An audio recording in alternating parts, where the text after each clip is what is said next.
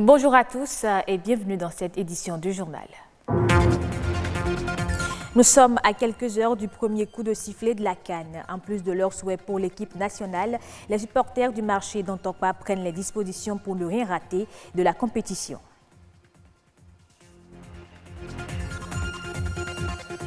Les chips de banane, encore appelés Ahayoué, sont bien connus des Béninois. Ils en consomment sous diverses formes. Origine et préparation du Ahayoué, c'est à suivre dans ce journal. Et puis le cinéma béninois arrive à se faire une place sur la scène internationale. Mais en la matière, beaucoup de défis restent encore à relever. Un comédien nous en parle.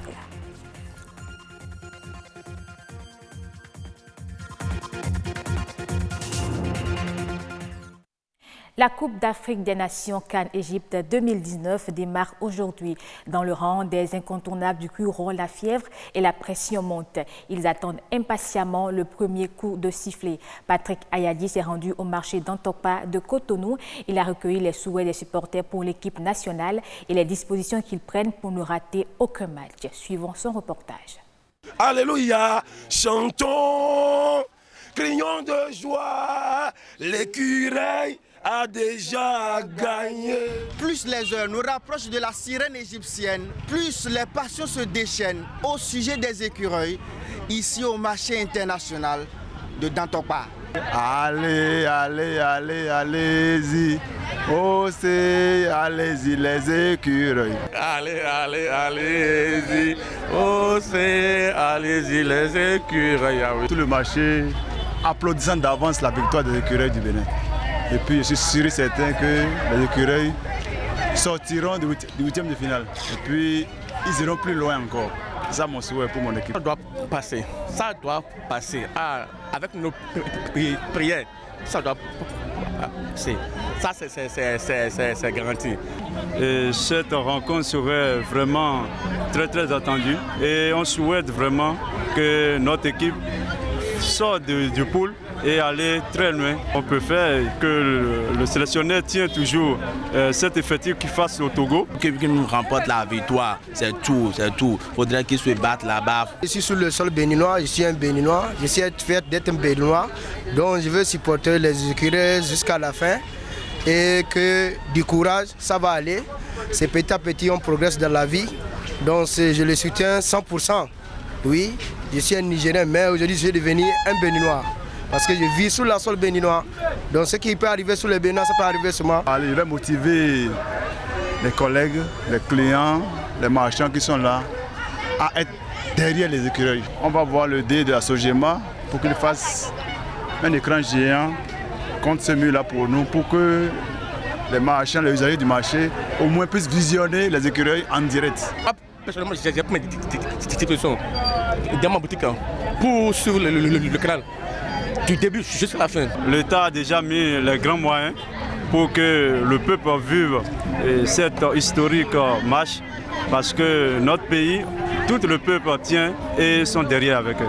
L'immeuble blanche appelé Singbo là, de mettre un peu un écran géant là-bas, de là on va faire tout là pour ceux qui sont au marché. Incarne ton esprit, ton zèle dans les écureuils, l'équipe de notre nation, afin qu'ils en aillent très loin et qu'ils se retrouvent au sommet, qu'ils marquent des buts extraordinaires, que l'esprit les donne le don de dribbler très bien et qu'ils n'échouent pas dans le nom de Jésus. Et si possible, là, dans la dimension dans laquelle ils iront, et que l'Esprit Saint les emporte dans cette dimension, afin que cela soit des témoignages pour cette nation d'éternité en éternité, au nom de Jésus de Nazareth. Amen. La fête du football sur le continent, usagers, marchands entendent la vivre dans les coins chauds du marché. Autre chose que les Béninois sont prêts à consommer sans modération, c'est le Ahayoué. Ce sont des bananes coupées en petits morceaux et qui ensuite sont frites et vendues sous forme de boules. Ils en consomment souvent sans jamais se poser des questions sur son origine. Le Ahayoué est un produit de consommation très prisé au Bénin. Il est vendu dans presque tous les coins de rue et dans les supermarchés de Cotonou. Rebecca Adjinoku. Communément appelé Ahayoué, ce produit alimentaire fait à base de bananes plantain est souvent consommé comme amuse-bouche, goûter ou même comme un accompagnateur du petit déjeuner. Il est si ancré dans les habitudes qu'on oublie son origine. Le Ahayue traditionnellement commençait sur la côte à la latitude de Anéro où nos grands-mamans, pour gérer le stock des avaries, faisaient le Ahayue. Et puis, tout de suite, d'autres contrées, quand vous allez au Ghana, en Côte d'Ivoire, le Ahayue existe. Eux, ils font du talé-talé, c'est du Ahayue, tout ça là. C'est toujours pour gérer le stock d'avaries. Il y en a même qui disent claco. Croustillant ou mou, les goûts diffèrent d'un client à un autre et pour différentes raisons. Le Ahayue que je préfère, c'est le croustillant. Et j'exerce une activité qui m'amène à sauter souvent les repas. Et avec le Ahayue, j'arrive à tenir toute la journée. Le croustillant marche beaucoup plus, parce que le croustillant, ça amuse beaucoup plus. Ahayue, on oublie normalement. Tu vois, n'est pas bolé, n'est pas délé, n'est pas yamilé. Et pourtant, certains clients émettent des réserves quant à sa consommation. Ils soupçonnent un mélange de la papaye et de la banane plantain lors de la préparation. Un avis récusé par les producteurs. Il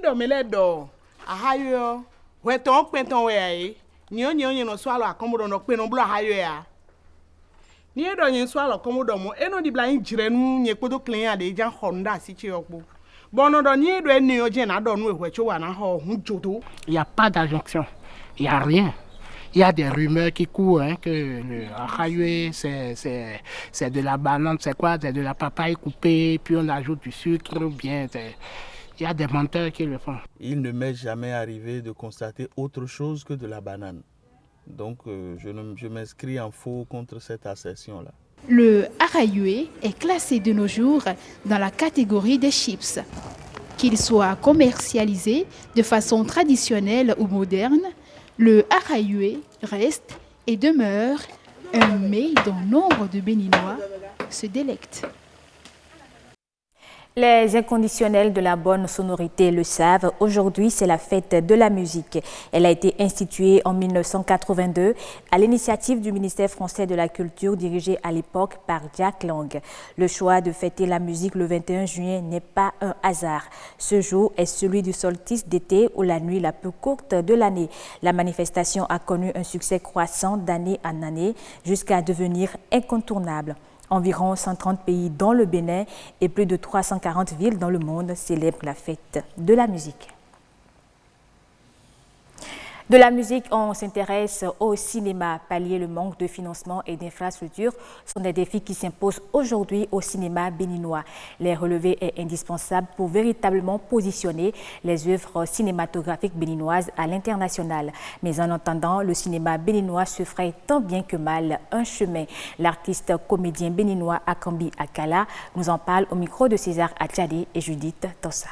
Le cinéma, c'est d'abord fait pour être vu en spectacle, dans les salles. Aujourd'hui, nous avons une salle qui s'appelle ce qui s'appelle. Moi, je m'en félicite. Mais nous sommes 11 millions de Béninois, dit-on. Et les 11 là vont regarder du spectacle cinématographique où? Ils iront tous à Ouangédé?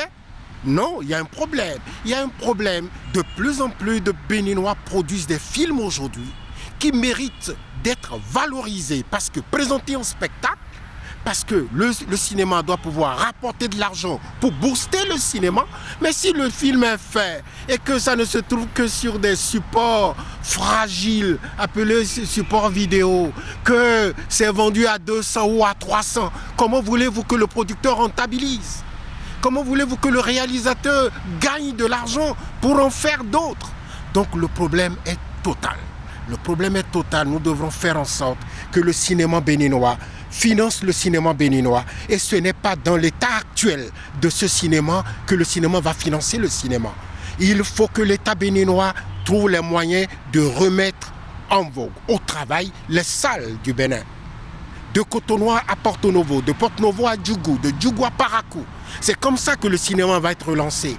Parce que lorsque je fais un film, ce n'est pas pour l'avoir dans mon sac, ni dans mon tiroir.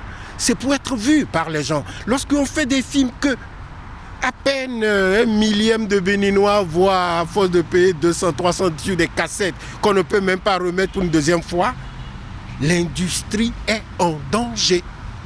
Donc je considère qu'il y a beaucoup à faire pour que le film béninois soit vu à l'international. N'oubliez pas que certains parmi nous font déjà de merveilles. le film béninois qui a eu le 2e prix au FESPACO. C'est pas du n'importe quoi. Ça est en train de faire le tour du monde, comme beaucoup d'autres avant lui, comme beaucoup d'autres après lui. Mais il n'y en a pas encore suffisamment. Donc le cinéma béninois se voit à l'international, mais pas encore suffisamment. Hors du Bénin au Burkina Faso, après une année 2017 en demi-teinte, la production de mangue est repartie à la hausse en 2018. La récolte du fruit a plus que doublé et s'est chiffrée à 200 000 tonnes contre 90 000 un an plus tôt. Dans la même dynamique, les exportations sont passées de 7 000 tonnes à 8 500. Ces progrès ont été possibles grâce au projet de soutien au plan régional de lutte et de contrôle des mouches des fruits en Afrique de l'Ouest.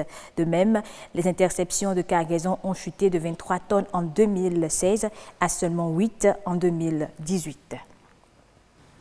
Les droits humains dans le secteur extractif restent une véritable préoccupation. Pour éviter les dérives, la CEDEAO entend outiller les membres de la société et les défenseurs des droits de l'homme. C'est ce qui explique la tenue à Dakar d'une session de formation sur les directives à prendre en compte en la matière au sein de la communauté économique des États de l'Afrique de l'Ouest. Le reportage de nos confrères de la RTS.